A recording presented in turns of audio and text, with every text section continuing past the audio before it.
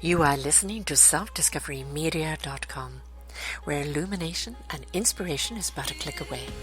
With so many genre topics for you on everything that you need to know in life. We celebrate and share the people who have taken the journey before you and who are now here to serve you with their wisdom and their knowledge. The next show coming up is...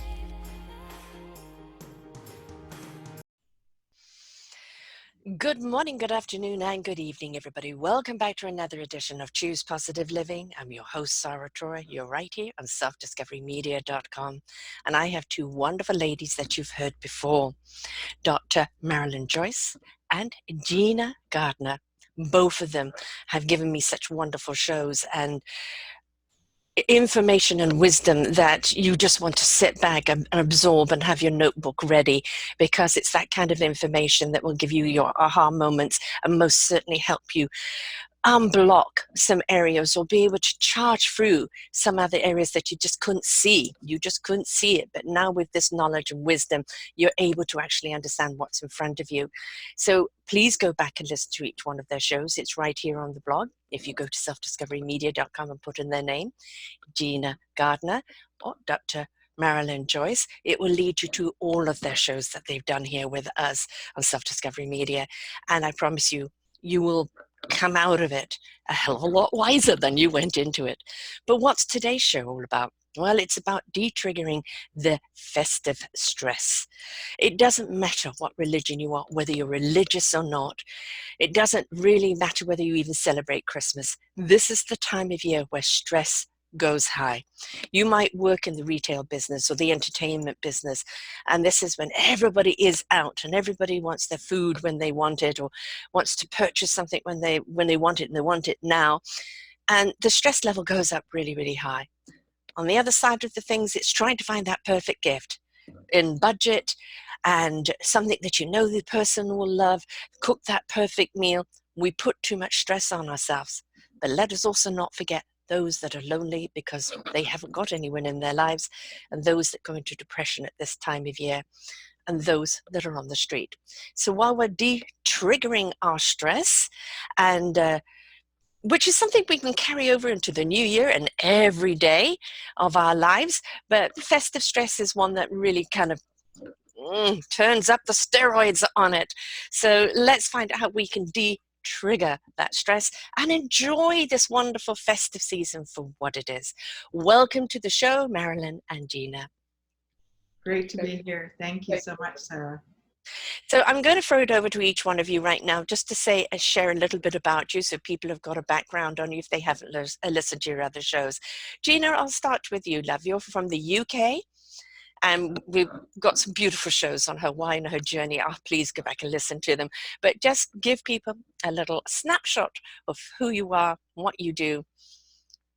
All of my work is around empowerment, whether we're talking about people as individuals, couples, teams, whole organisations. Transformational leadership based on, in order to lead others, you first have to lead your own life. And ultimately, how you can be the very best genuine you, stepping into your power. And it's my life's work and I'm very passionate about it. Mm-hmm. Might need you have a little bit more volume there, love, so hopefully you came through. And Dr. Marilyn Joyce, please tell everybody what you're doing. And again, we have some wonderful shows there for you to go back and listen to on the full depth of her and what she does. Quite extraordinary. But today, let everybody know a little snapshot of you.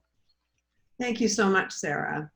One of the key things I think that I've dealt with over the years has been the issue of stress, because for decades now I've been telling people in my seminars and in my books that stress, I believe, is the #1 killer. It's the causative factor for almost every other illness, if not every other illness. It's the underlying cause. And in fact, 90% of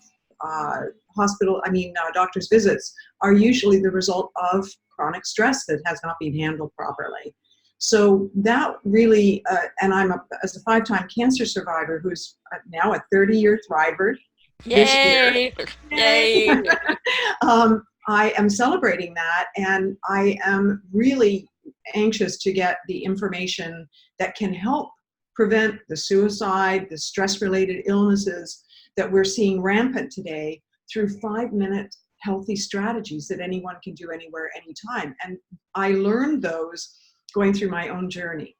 And as a result, I know that in just a few minutes, now oftentimes people think that you need hours of meditation time or hours of whatever.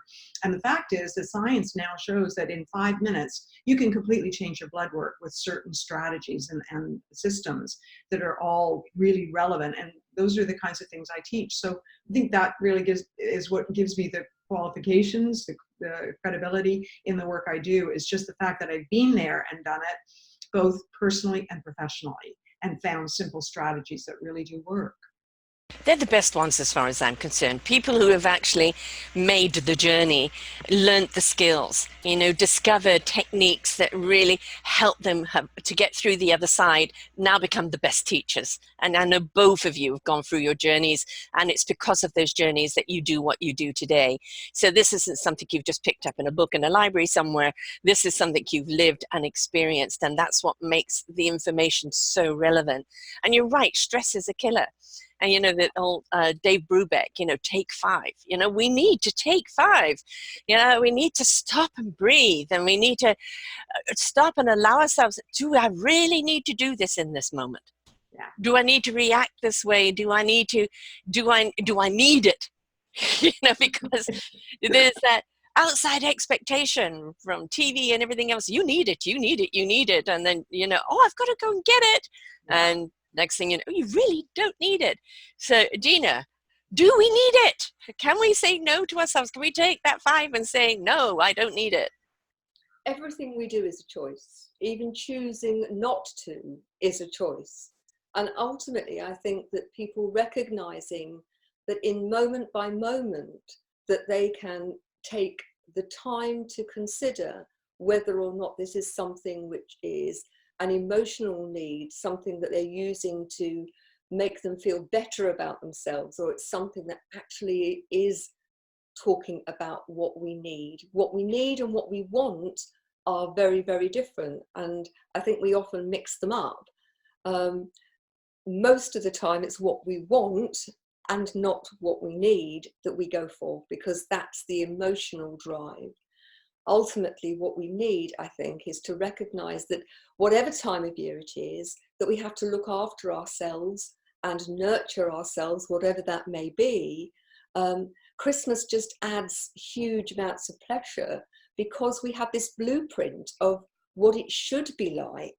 And shoulds, I think, are very dangerous. It should do this and it should be like that. But most of it is Disney.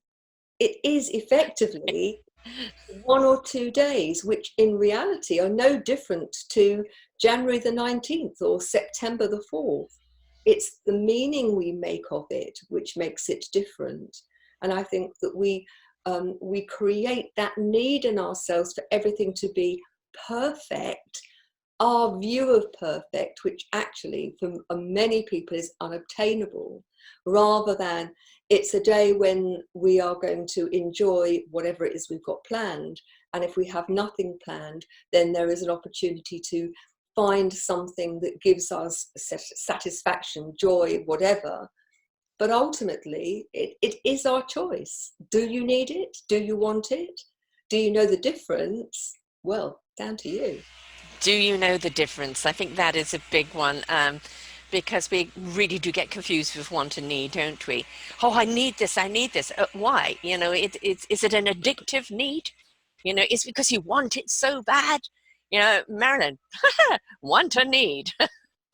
Yes, that is a good one, because really it does come down to choices. And I think one of the key things I learned when I was going through the shift in my own life and letting go of everything that I thought was important to me, and realizing the freedom that comes from minimalizing, what you have, and really asking that question every single time: do I need this or do I want it? And making the choice based on, is it going to add quality to my life? And I think that's the key thing. And as we get older, and even amongst the young people, I've noticed this, because, I've spoken a lot in the universities and colleges and high schools lately, and even the young people are really realizing that they want to minimalize. They don't want all the stuff that we thought was important. And so and what they don't have that they really do want is more relationships, better quality relationships. And because they grew up on phones, on devices, they are realizing that there's been a real negative aspect there because they don't have those quality relationships that they crave. And I think that's what leads to the rampant suicide and the depression and the loneliness. It's amongst seniors and young people almost equally now at this point in time. It just really boils down to being there for those people who really need you at the time, and really looking at the quality of relationships.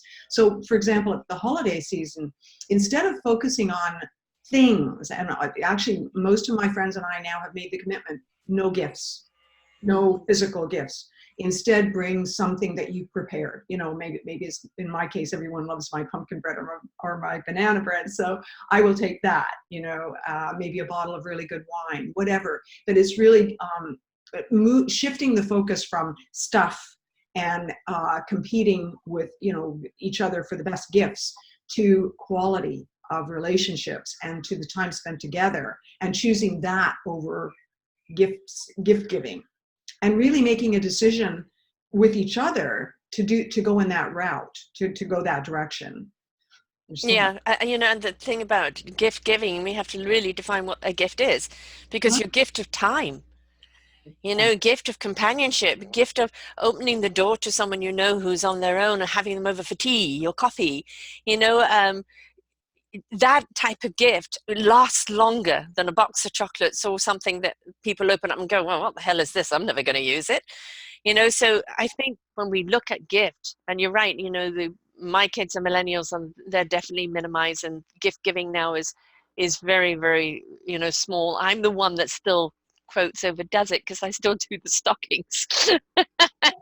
You're that traditionalist.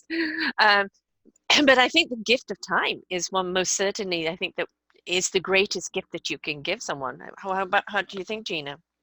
I think gift of time, and it's about the quality of time. Yeah.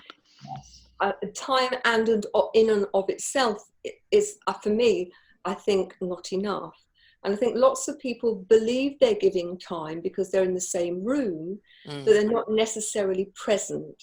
Yeah. And I think quality time where you are being thoughtful about what the other person needs and would enjoy, and doing things together, whether it's as a couple or as a family or as a group of friends, there is a huge element that's beyond what you see. It's almost like the iceberg, isn't it? You've got that what's going on is the tip of the iceberg, but it's strengthening relationships. We know that has a huge impact on the immune system, on people's sense of well-being. Being rejected, feeling lonely, we are hot-wired. We're not that much evolved from cavemen and women. If you were not part of the group, then you wouldn't survive. And I think perhaps one of the reasons why there's so much stress at Christmas is because there is so much emphasis on getting with your tribe.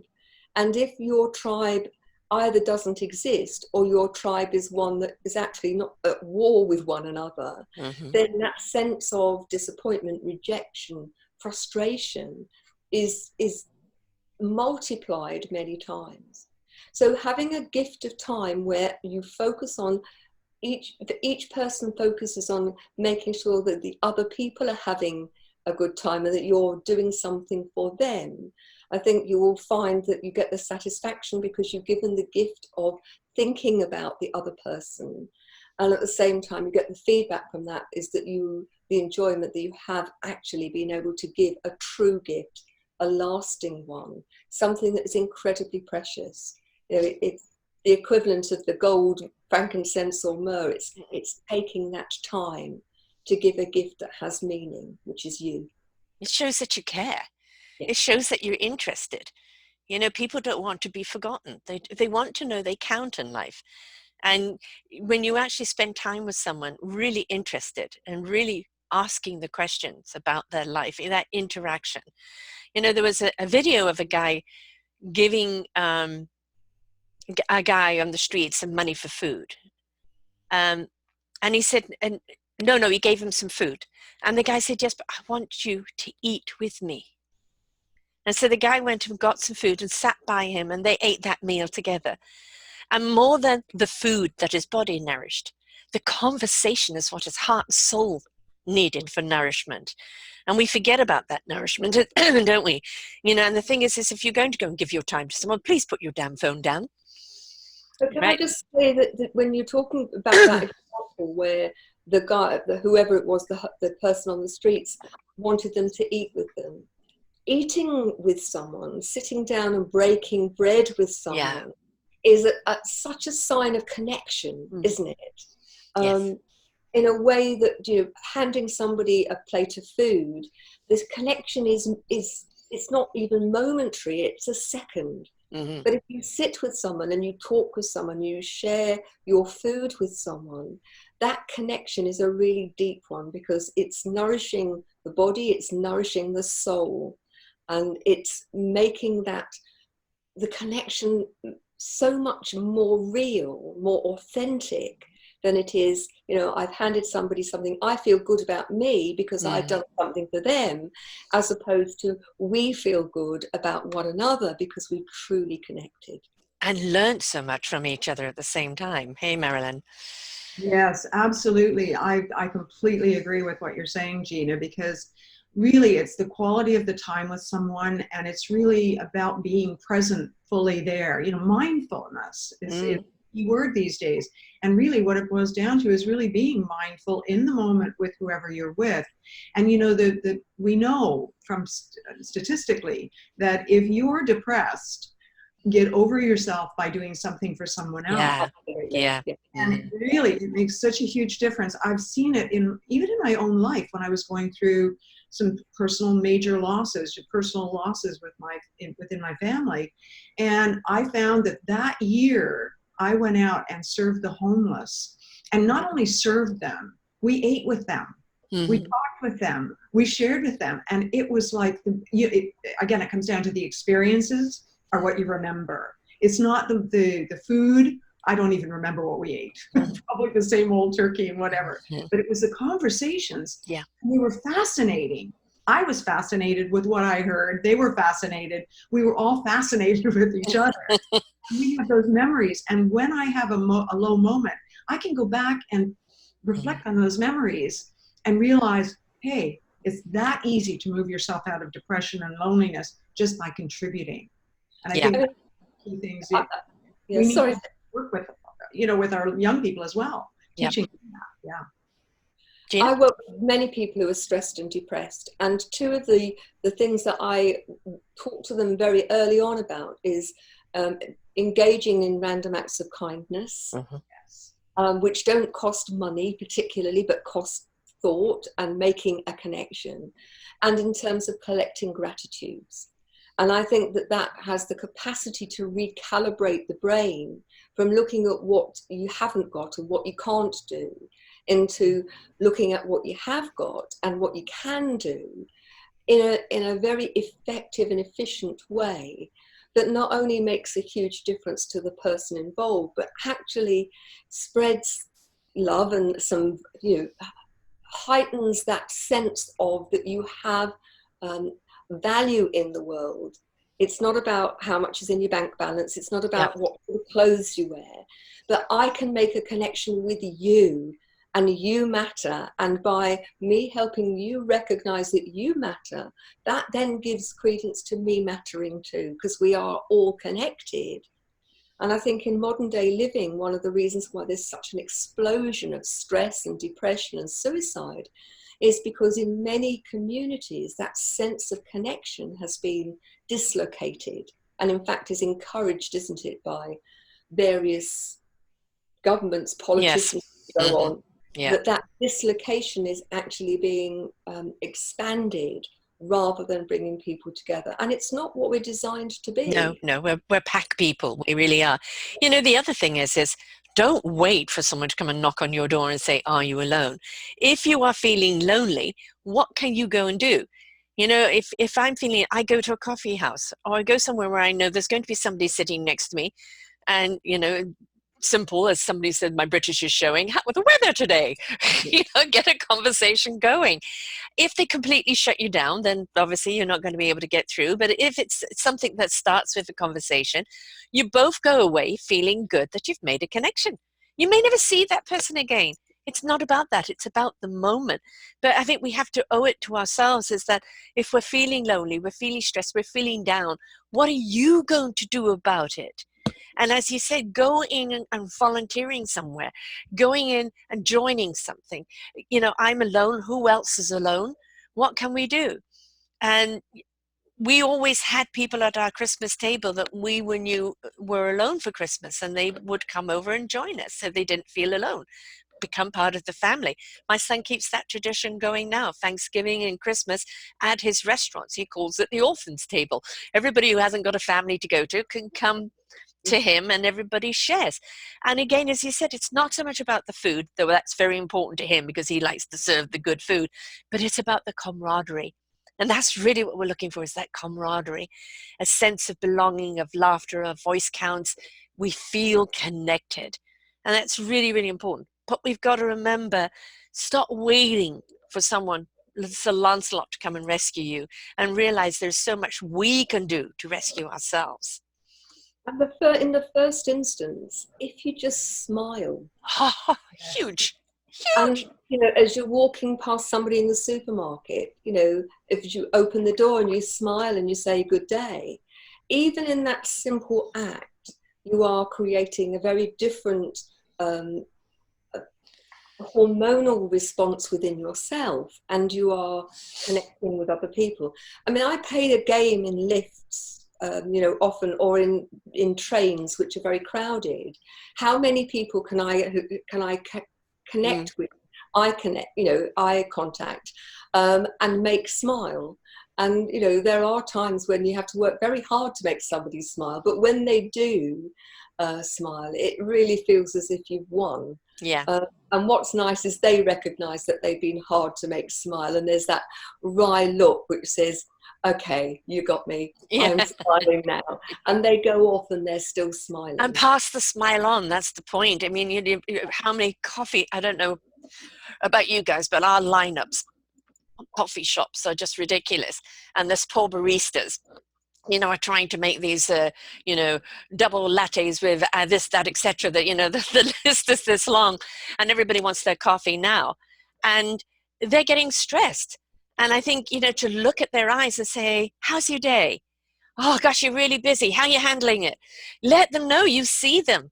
Let them know you know what they're going through. Oh, I'm so sorry that you're so busy.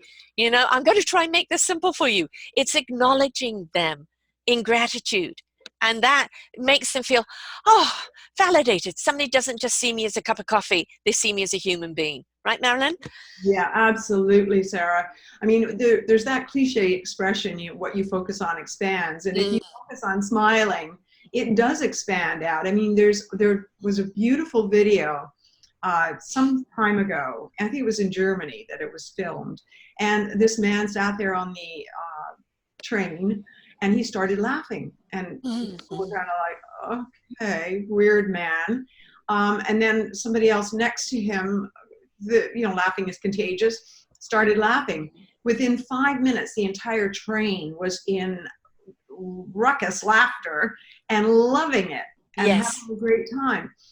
Laughter, fun, smiling, they're all contagious in a very positive way. And, again, even with the gratitude aspect, which I just loved you mentioning that, Gina, when we write a couple of gratitudes, I have a gratitude book, and when I'm having a low moment, I'll write, dear God, thank you for, and I'll write 3 to 5 gratitudes. And amazingly, in just a few seconds, I feel great. And that's the kind of thing that can shift our energy and our focus completely, so that we're focusing, as we focus on gratitude, we attract more of that into our lives. And by doing that, we also act as a mentor for someone else who's going through a really tough time. And we do this and we express joy, and they feel like, maybe I can learn something from this person, or maybe this person is worth smiling back at and having a conversation with. It's, and by opening our own faces and smiles up, we are inviting someone in. And some people are more challenging than others to help get to that place of breaking a smile themselves. But if we persist, we never know. I mean, I shared it on one of our interviews before, but you know, the woman at the whatever store it was, Kohl's or whatever, where she was about to commit suicide, and I noticed something in her eyes. I smiled. She did not smile back at first. I asked her if she was okay. No. So anyway, long and short of it was, we ended up in a conversation because I waited for her after I got through the line, and we ended up talking about life. And I asked her if she wanted to go and have a coffee or a glass of wine. She said, just a minute, went in the store, returned everything she had bought, came out and said, I was about to go home and commit suicide. You know, a smile, just a simple smile, changed that woman's life. Now she's happily married. She's not contemplating suicide anymore. You know, but it's just that simple. It's just that simple. It's giving somebody our expression of love, compassion, humanity. And it's interesting.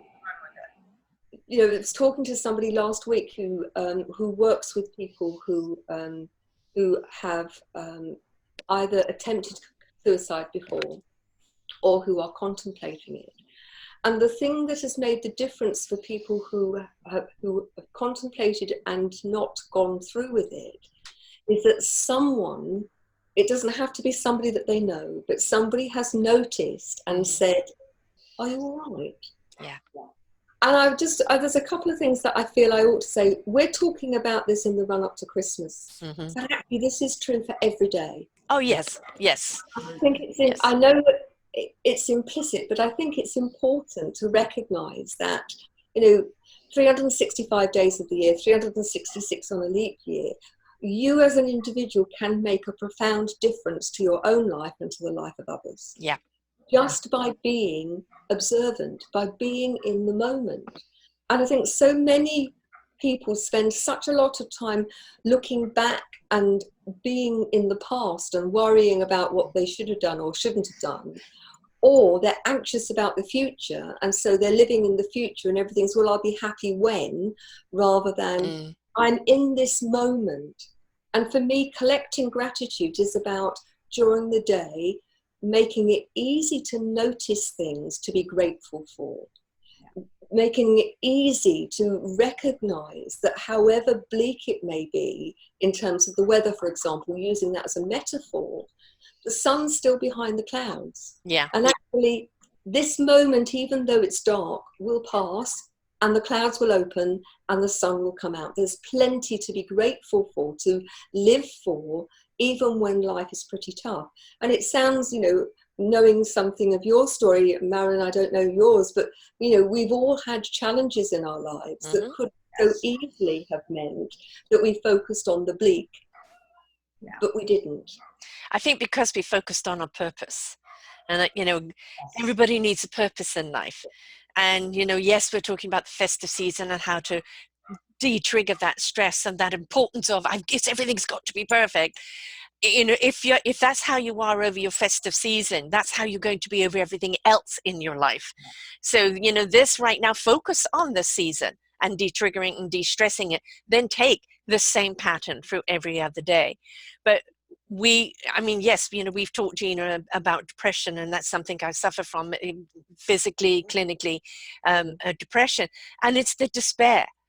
And you just think that you cannot get through the despair. But as you said, Marilyn, stepping into volunteering, stepping into doing something, for me, these shows have literally saved my life because they've given me a purpose. Because sharing this knowledge, I know, is going to make a difference in somebody else's life. And we may never see it. Sometimes I do get people actually reaching out and saying, this show had this impact on me. Most of the time, people just take the information unknowingly from what they've heard and apply it to their lives. But if we don't have a purpose in life, if we don't have something that means something to us, we are always going to be chasing something that's going to fill us or make us feel good. We've got to find that purpose, which is, what's your instrument? What's your gift to give to society, to contribute to the world? And if you concentrate on that, the inside out living, then you'll actually be able to cope with life a lot more. I know my triggers. You know, I was at the shopping aisle. Should I get this? Should I get that? And then, you know, the little voice in my head, bank balance. And, okay, I guess not. Concentrate on what I can do, and not on the expectation of what I want to do. And that isn't just over at Christmas. That's in everything in life. But purpose, I think, is something that with that, it gives you a reason for being, a reason for sharing. A lot of people that I speak to say, but I don't know what my purpose is. Mm-hmm. And so that's why self-discovery, you've got to go on that road. Yes. When you are on the road to self-discovery, yeah. One of the things that I suggest to people is, well, while you're getting to that place, how about that your purpose is that today you're going to do something for someone else that will make them feel good? How about today that you do one thing that will actually make you healthier? That, you know, that will, a bit of exercise, or that you'll make yourself some nourishing homemade soup, or whatever. But just tiny, tiny little steps, seemingly, where you start to take control, where instead of that despair becoming a blanket that suffocates you, that you lift the blanket up and you can just see the chink, and do one small act. Because lots of people that I've worked with say, to start with, they feel overwhelmed by it. Yeah. They know there are lots of things they could do, but they can't get the energy or the focus to do it. And so having something that is little and costs nothing to focus on, I think can really, really help. And ultimately, if you focus on doing something for somebody else, if you can't get round to doing it for yourself, it's a good start. I always say it's the advice that you would give a friend, give to yourself. Yes. Right? And the thing is if another friend is you know, burning themselves out, or they're sick and then they're getting too stressed out about it, or you know, they're spending too much time helping others and not themselves, you're going to give them advice to try and bring them back down to that center. So I'm a true person on talk to your mirror. Talk to your mirror, because your mirror can't lie to you. You can't pull the wool over your eyes.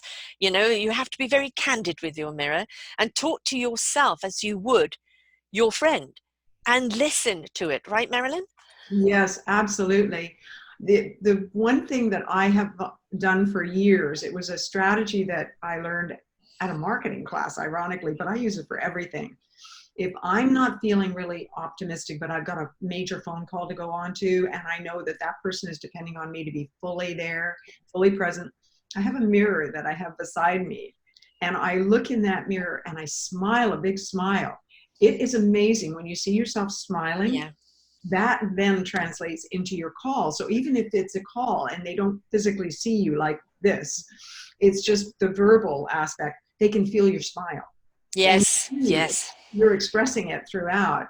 I mean, those are simple little things, but they make a huge difference. And the truth is that, you know, just doing little things for other people, you know, you see the older gentleman or older lady out there carrying bags, you just run out, grab their bags and carry them in for them. You know, they've got heavy mail in their box and they can't lift it. You go ahead and you just lift it and put it in their car or whatever. It's the little things that make a huge difference, and people remember that. They might not remember who you are, but they remember the good that you did for them, and good little deeds, whatever they are, and carry that on to someone else in their own lives. It's the gift. It's the gift of giving. That's what we forget, isn't it? The gift of giving is giving of your time, giving of yourself, giving that smile, that love. You're giving good vibrations. Yes. That's what you're giving. So it also works to do something within the environment, or to work with animals. Yes. The focus of your giving is not as important, I don't think, as the actual act of thinking something outside yourself and doing something that has a positive impact. Actionism, yes. Yes. But, you know, a lot of people, but I don't know what to do. Well, you just need to walk down the street and you'll see there's something to do. Right? You know, as you said, the older people, or the mum with 3 kids around the stroller. Yes. You know, can I take someone's hand? You know, or can I help you here, mum? Do you need some help? Or just stop and ask her about her kids. And just for a moment, she could stop and breathe while the kids are gathering. There is so much that. Do you remember the beautiful thing called the village? And everyone in that village had a role to play, and that village was only as strong as everybody's role and everybody coming together. And then somewhere along the line, it got to be divide, divide, divide. Everybody just take care of yourself. Who cares about your neighbor? And as you said, Marilyn, we are a species that is meant to be a village. We are meant to be in groups because each one of us brings, as I call it, the orchestra. Each one of us brings an instrument to that orchestra, and only with all of those instruments there can you truly play the music that's going to count. We need to get back to that village mentality of looking out for each other. That's what the festive season and every season is about, looking out for each other. And that is a very important point, because in all of the blue zone areas where they have the highest density of people living healthfully over 100 years of age, not with, tubes shoved into their body or anything, they're literally healthy. All of them have one of those, that's one of the things they have in common, is that they have community. They gather for whatever happy hour is for them. For some of them, it's, coffee at the coffee shop. For others, it's dancing in the street. They have their bingo. Bingo. But it's something where they come together as a community and socialize. And that is so key. Again, interdependence. Humans are not supposed to be isolated. They're supposed to be interdependent. But for some reason or other, psychologists years ago came up with the idea that it was dependency. And they didn't differentiate properly the difference between dependency, which is not so healthy, and interdependency, which is healthy. And we need the interdependent community activities in order to be healthy mentally and emotionally and spiritually. And as a community. Yeah. Gina? I agree absolutely with everything you're saying. But if we're talking about this particular season, the Christmas season, I think there are a lot of things that practical things that people can do on a general basis to really help themselves manage this season. There are many people who feel that they've got to do things because that's what mum and dad expect, or that's what the in-laws expect, and and I think part of certainly one of the themes that comes up quite a lot with clients that I've worked with is I feel pressurized to do things because that's the way they're done. And what I would really like is a Christmas with just my nuclear family and not the thousands of in-laws. Right. Or I end up doing everything and I get to the Christmas meal and I'm too tired to enjoy it, and I just feel like a slave. That's me. So I think there are a number of ways that people can help themselves take the stress out of Christmas. Now, it may be too late for this Christmas in terms of setting an expectation, in terms of that it doesn't always have to be the same. So it's not the sort of thing that you would spring on people 4 or 5 weeks before Christmas to say, well, we're going to do it different this year and you're not all coming for Christmas.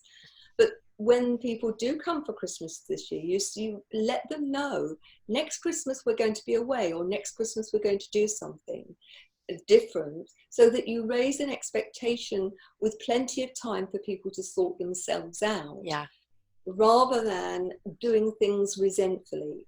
So if you're going to do it with good heart. If you've agreed to do it, then I think it's really important that then you actually don't waste all of that negative energy, resenting it, frustrated and resenting, and be prepared to manage the situation well in advance.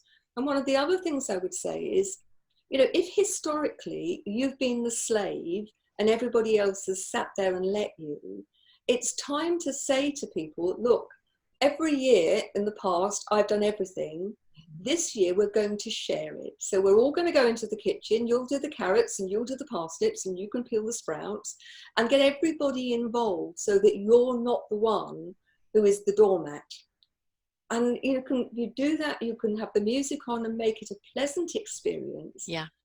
But too many people, I think, too many mums particularly, they take on the role and then they become the sacrificial lamb, if you like, that everybody else it needs are far more important than that person's. And it doesn't need to be like that. No, I'm guilty of that. I had started hating Christmas because I did Christmas for the in-laws. I did a friends kind of Christmas, different families. I did our Christmas. And I had two daughters' birthdays either side of Christmas. Ouch. So for me, December was just about catering, producing catering. I was exhausted and I was resenting it. And, you know, one year I snapped at my kid because she didn't like a present. And, you know, then I would also get to a point where I take my dog for a walk down to Starbucks and then come back later because I just, you know, Christmas joy, what are you talking about? It was just work. I'd become that slave. And it was ridiculous. I put that on me. This expectation on me. I took this all on. Why couldn't I have said to people, potluck? Yes. You bring the vegetables, you bring this, you bring that, I'll do that. You know, which I do on every other event, every other party I do that. Why wouldn't I do it over this as well? Why would I take it on?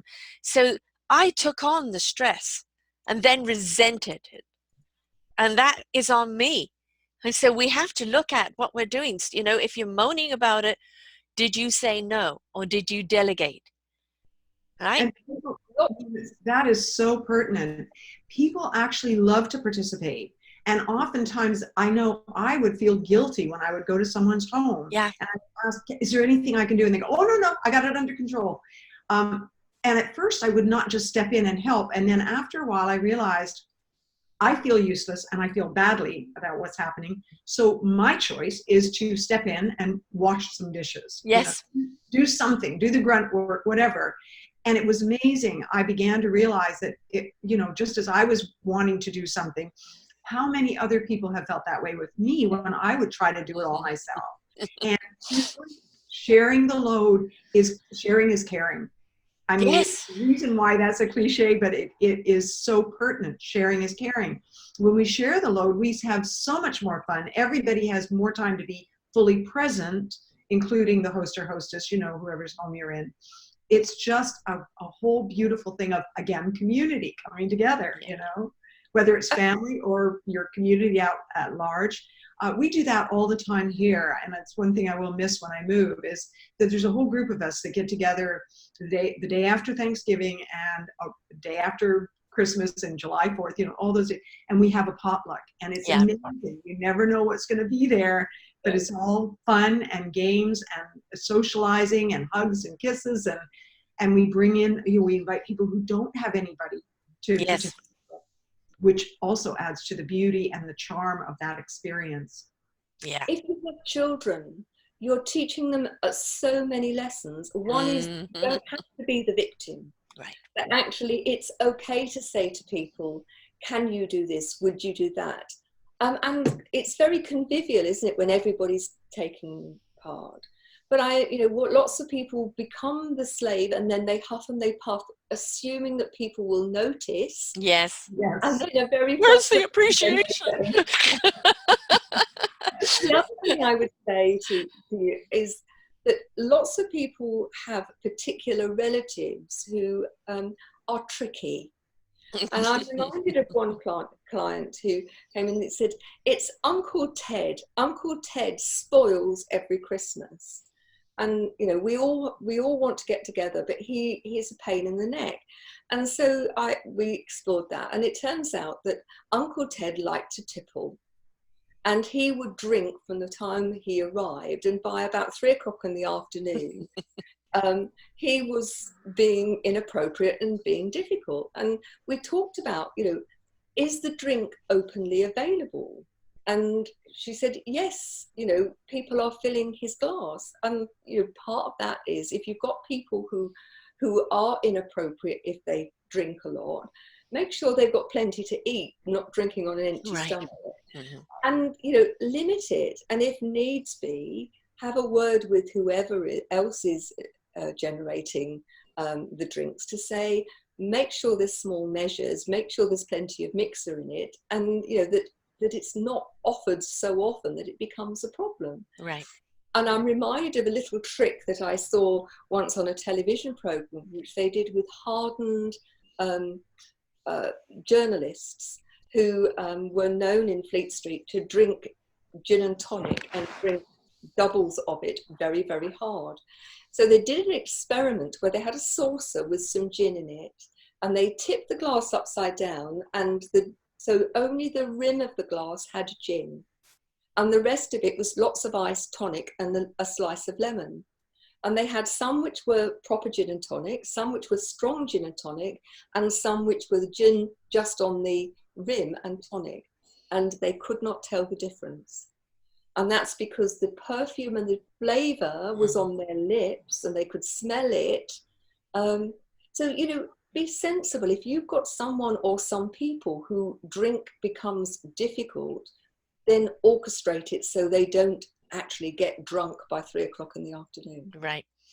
Yeah, and I think it's also okay to say, you know, I'm sorry, no Uncle Ted, if he's just going to be so ornery, you know, it's we're always busy making concessions for other people instead of asking them to rise up to better behavior. Yeah. Right? Just because they're a relative doesn't mean they have to come if they're misbehaving, whether it's drink or whether it's something else. It's like, I would love to invite you, but however, you upset everyone. And if you wish to change your ways, I'd be glad to have you, but otherwise I'm afraid I can't. And sometimes that candor needs to be there.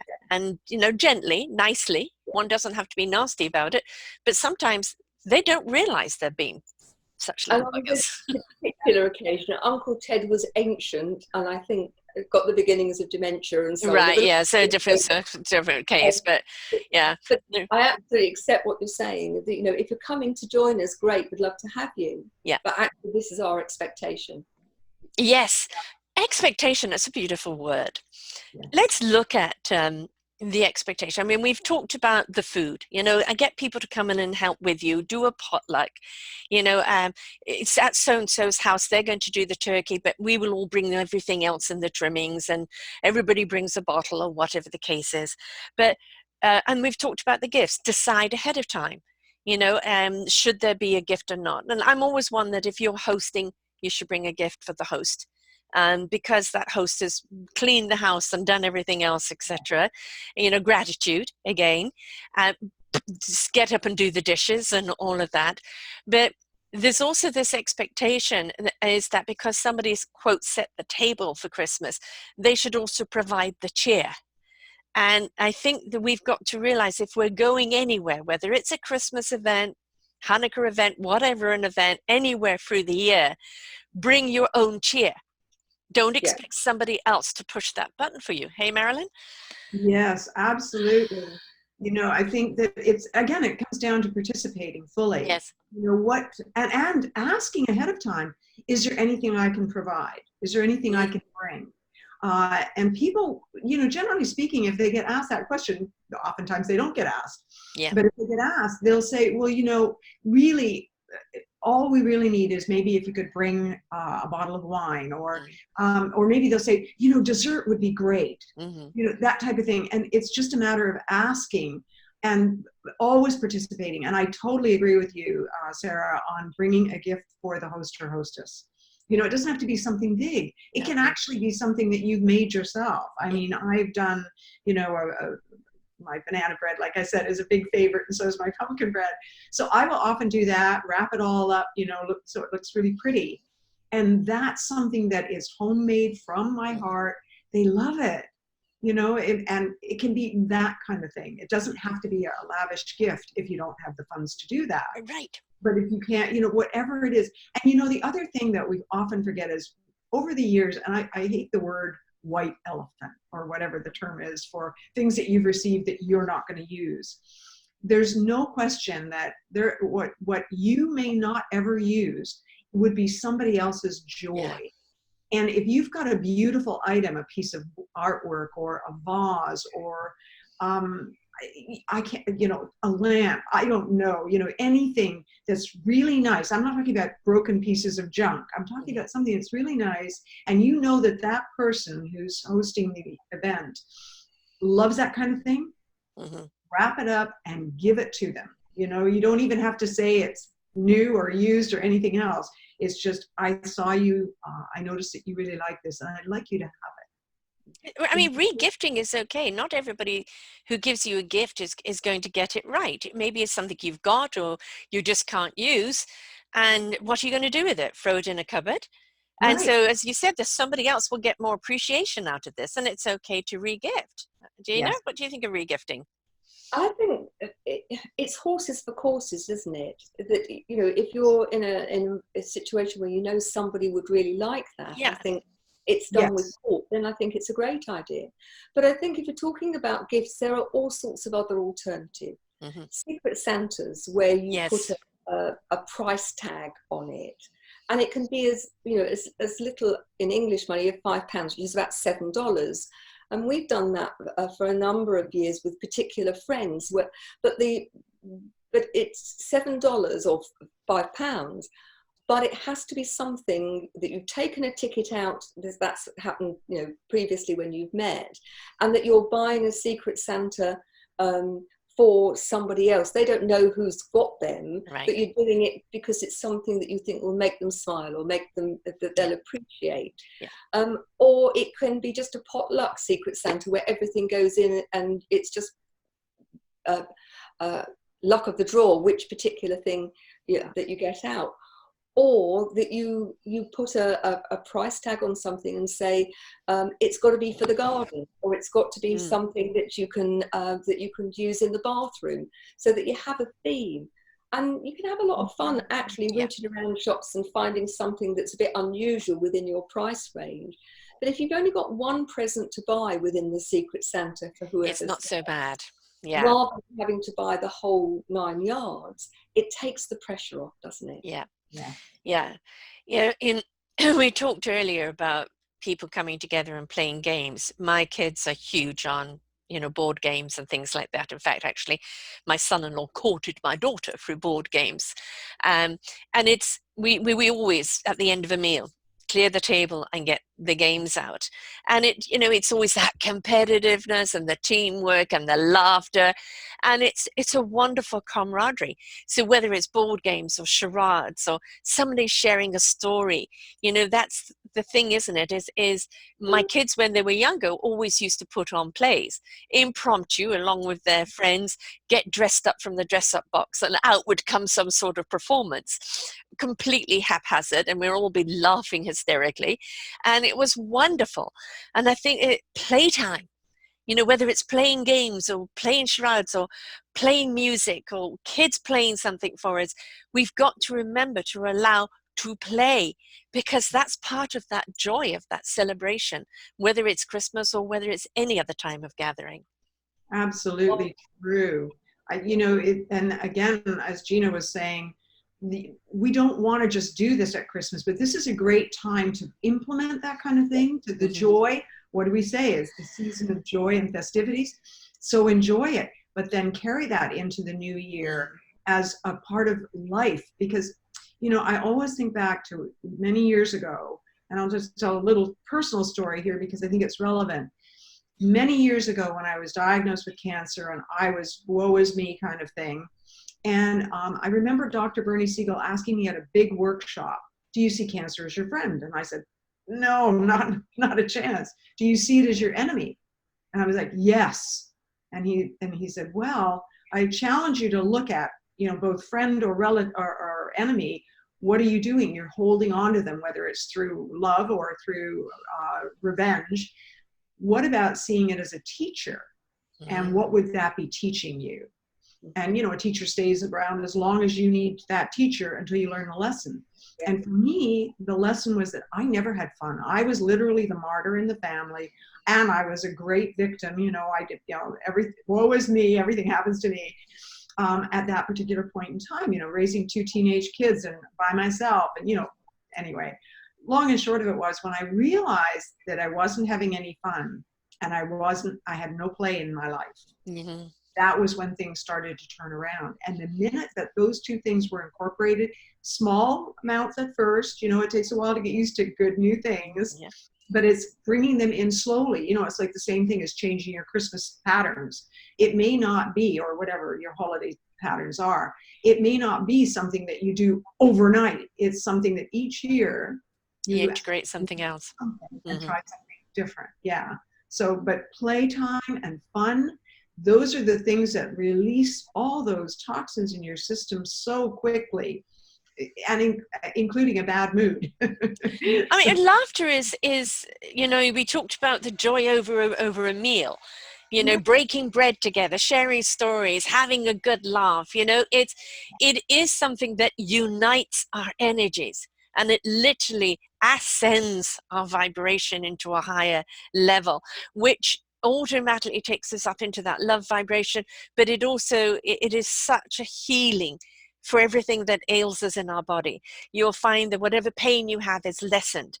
You know, whatever you're going through is lessened. Whatever tensions you're going through is lessened, because laughter is one of those things that invites and unites and releases. You know, one of the people I interviewed was a veteran who his tummy blew up and he literally was burnt right to his skull and lost half of his arm, and he became a comedian. And that comedian, you know, running his hand through his hair, because he's had got an easy skin, you know, never mind hair, but making fun of life was a way for him to get through it. And we forget to laugh because we take everything so seriously. And laughter is something we have to have. If we're not having laughter, we're doing something wrong. Hey, Gina? At a physiological level, when you laugh, you are releasing the feel-good hormones, endorphins, dopamine, serotonin. They're the greatest antidote to the stress hormones. Yeah. If you're not laughing, the other thing is exercise, you know. Yeah. But laughter is something that is easy to access, isn't it? You can, you know, whether you're looking at, talking to people and laughing with people, but even if you're on your own, you can look at a comedy show, or you can look at things on YouTube that make you laugh because there are cats doing stupid things with or whatever. It doesn't actually matter what the trigger to the laughter is, but in doing so, you relax, the stress gets lifted, as you say. And I think that, you know, if we could find more lightness in our life, more laughter, more opportunities to play, I think, you know, over the last few generations, playing has become almost defunct. You know, a taboo. Children have to grow up so quickly that they don't learn how to play unless they've got a piece of plastic that's beeping at them. Yes, yes. They're learning to use our imaginations. And I think as adults, we often, you know, we were good at storytelling or story writing at school. We were good at doing those things, and we've lost that art. And I think being creative, giving oneself an opportunity, whether it's drawing, painting, cooking, you know, or being creative in the garden, that, you know, if you could put more laughter, more play and more creativity into our lives, I think you would see a huge improvement in physical, mental and emotional and spiritual well-being. Yeah, just a note on tablets and phones and things is that they've done some research now on children that are given to it as babies and young, and they've seen that the brain is not developing, and that it's more like brainwashing, and they get stuck in that particular zone and just do not develop. Well, that's the same, you know, even as us, you know, we can get brainwashed with the TV, with the constant being on the phone. You know, it means when we're not connecting, we're not attaching to anything, we're just letting something speak at us and we're not interacting with anything. So, you know, I think the big word here is interaction. And that interaction, it will bring about the laughter, or bring about the joy, the togetherness, you know, the cohesiveness, that connection that we feel that we belong. So it's that, but if we're not willing to interact, because we're stuck on the apparatuses, or we're too shy to go and join anything, or we prefer to be the martyr, you know, we're going to lose out. So we've really got to interact, as whether we're saying Christmas is going to be different next year, or an email out to everyone even now and saying, you know, it's particular silent Santa, or nobody spend anything more than $10 on a person. And of course, in the US, you've got Thanksgiving coming up, and Thanksgiving is as big a deal almost as Christmas, isn't it? Minus presents, but as far as gatherings and turkey, there's so much emphasis, far more than we put it on here in Canada, and it becomes very, very frantic. But what happens after Thanksgiving? Black Friday shopping. And then there's the hysteria shopping. So, you know, before I give you your pieces to close out the show with, let us look at the shopping frenzy and how we can not get caught up with it. Or one of the things that's extremely important to remember when you're out there shopping amongst a hustle and bustle of people, please remember your manners. Yes, absolutely. Yes, and you know, that's a really good point, Sarah, because when you're out shopping and people are rushing past you and they step on your foot or they knock your cart or they get their cart in the way and they won't move it, and there's never an apology, I used to get frustrated with it. And what I found was, and people always say, oh, you don't need to apologize first when you didn't do anything wrong. But sometimes just by saying, you know, I'm sorry, I think I might be in your way, that often will alert the person to the fact that, no, it wasn't you that was in the way, it was them. Yeah. And then they will say, oh, I'm sorry. And it's amazing. You know, it's like you were saying earlier about, I'm just going to say keeping people accountable, or, you know, really holding people to a higher standard. People will do what we expect them to do if we come from a place of honoring them first, right? So, you know, in the hustle bustle, I think it's fine to say, oh, I'm sorry, was I in your way? That way. It's the higher road. Yeah, it's the higher road, isn't it? And that's what we have to have, because things trigger so easily, and it can get at, we see it all the time when they open the doors. I don't know if you see it, Gina, because I don't know if it's like this in the UK, but in the States, they'll open the door on Black Friday or on Boxing Day, and herds of people go in and they trample over each other, or they kill somebody for a TV, literally. I mean, it's just utterly ridiculous, and it's a hysteria. It's a hysteria, and it's, if we don't kind of rise up and take the higher road and, you know, mind our P's and Q's and take that deep breath, we are the ones that are going to get caught up in that hysteria. And then what about the people that are working there and what they've got to put up with? So, you know, courtesy, manners, it's really, really important at this time of year. Yes, I would agree. Yeah. It's, again, going back to that respect, isn't it? You know, like, yes, you could be frustrated, they've sold out already of what you want, but is that the salesperson's problem? Right? You know, you're in a long lineup, is that their problem? Now, of course, stores could open up more lines instead of, you know, one person and there's 50 people waiting to go through. Then talk to the management about it. Don't take it out on the people on the thing. But I think a lot of it is common sense. It's the others is do unto others as you would like them to do unto you. So if you would like them to treat you courteously, then do the same. So don't get caught up in the hysteria, because it's so easy to trigger all of those expectations, all that hysteria, or I've got to do, I've got to that. No, you ain't got to do nothing but calm down. Will be. Take 5. Take 5. Reassess. You know? Put on some music and start boogieing around the room, and then go, okay, all right, what do I really need to do? You know, so. Just before we leave the shops, one of the things that I think makes such a difference is if you are being served by somebody and they often look very tired and very fed up. Yes. Is you make eye contact, that Absolutely. you smile, and that you say thank you, or you know, not long now, but you're doing a great job, and thank you very much, because you watch people just grow as you recognize that you have noticed them, that they're not a robot, that they are an individual, and it's their Christmas too. Yes, exactly. And they're putting all these long hours in, and they don't get the appreciation for it, or any extra bonus or anything else. So yes, the patience, the courtesy, the respect, the kindness, all of those things need to be in your vocabulary. You know, when you're going out there and you go, I'm going to go and face the shops. And the other thing is, if you are shopping for actual gifts, do it early. Yes. Do it early, so you're not going to get caught up with that. And of course, yes, you can buy from Amazon and all these online, but please remember to support the smaller stores. If not, they will not be there. So, you know, go along to those artisan stores or those small chains and support them, because we need that community. We don't want everything to be online. Some things are convenient that way.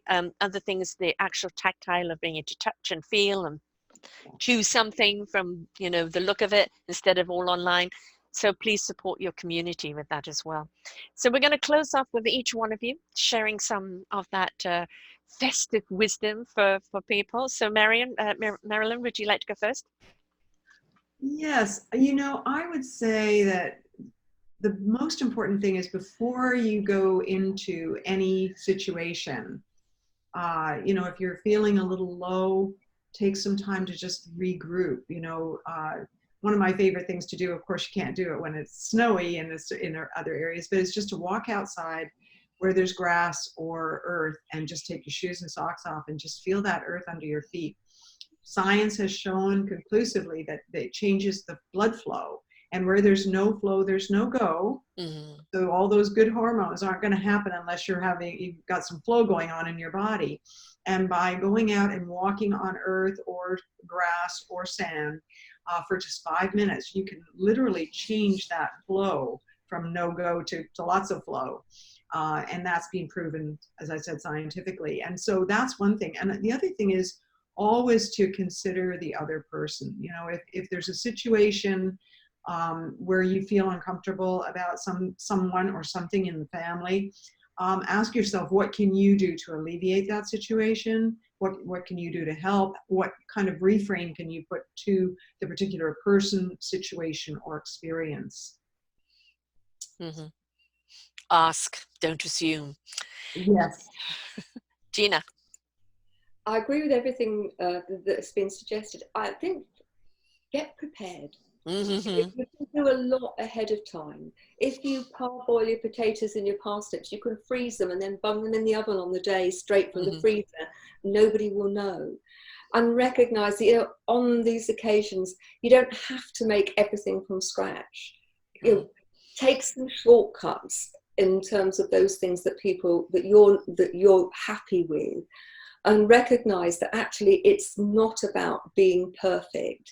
It's about being perfectly happy around what's going on. If there's frustrations, it's your choice whether you focus on those or you focus on the being together. Ultimately, it's about being with people and sharing with them and really communicating. If you're on your own, go to your local homeless shelter and go and help them serve up dinner and talk to people. You know, look for ways where you can actually engage. If you want to be a hermit, then do it and enjoy it. But if you don't like being a hermit, then take action now while there's time to get something organized so you can go and be with other people. Right. And there's plenty of opportunities wherever you live. Yep, I mean, the churches, the communities, the you know, the homeless shelters. You know, also the other thing is a lot of people travel at this time of year and they don't know what to do with their pets. Mm-hmm. So maybe you could be a volunteer pet babysitter, maybe in their home or the animal in your home. And that means you aren't alone for Christmas. You've got this wonderful companion there. And people can go away and travel knowing that their animal has been well looked after. So, you know, let us not forget those aspects of it. But that's where I'm saying the onus is on us. Instead of going, oh, I'm going to be alone again, go, well, what can I do differently this year? Mm-hmm. And instead of going, oh gosh, you know, how much do I budget? You know, look at your budget. Okay, and you're going to be buying for X, Y, Z, Z, and D. Okay, so what does that mean per person? And stay within your budget. You know, if you're going to be cooking and go, you know what, I hate peeling the Brussels. Delegate Brussels to someone else. And of course, you know, I've got vegan kids as well, so it's different total foods for that than the other. So, okay, then that's the case. You bring a vegan dish, and we will attempt to do other things, but we don't have to do everything. Delegate. It's okay.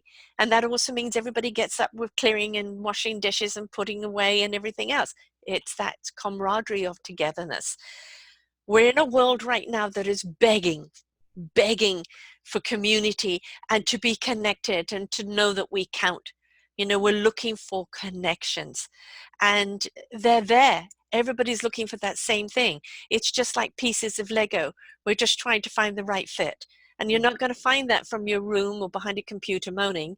You're going to find it by getting out there in life and interacting and participating. So watch for the triggers. And the moment it comes up, I've got to. No, you haven't. Do you really need to do this? What parameters have you set for yourself beforehand, and stick to them so that you're not going to actually trigger any of that stress. And if you do get stressed, don't forget to breathe, don't forget to take 5, and then have a damn good look at it in that 5 minutes of like, is it something I really have to do? All right? Thank you so much, ladies, for sharing with us today. This information, although it's around the festive season, is around the festivity of life. And we really got to get out there and be more festive with our lives and enjoy our lives, and stop being so stressed out about it, and understand what the triggers are that causes those stresses, and use the wonderful tools that both of you have to making sure that it doesn't consume us, because life is about joy and laughter. It is about celebration of each other. It is about unification. So let us step up and be a part of that by participating. So thank you so much, Marilyn. Thank you so much, Gina, for being with us here today. A pleasure. Thank you very much indeed. And as I said, please you go to selfdiscoverymedia.com and you put in Dr. Marilyn Joyce, all her shows will come up. You put in Gina Gardiner, all her shows will come up. And obviously you go to our show here on the blog. They've both written a piece on tools and tips to deal with the season and the stresses, and you just have to look at de-triggering our festive stress, and you'll find that show there. And don't forget to subscribe to our YouTube and to everything else. And remember, Christmas and every day of your life is meant to be something you're meant to celebrate, and we can't do that if we're so busy bogged down in the stress of it all. So take some laughter, step it up, and go and find your joy. Until next time, folks, bye for now. We hope that you enjoyed the show and were inspired to come and visit us at selfdiscoverymedia.com and see what other shows we have for you. And please do visit our selfdiscoverycommunity.org and see how you can be a part of giving back. Thank you very much.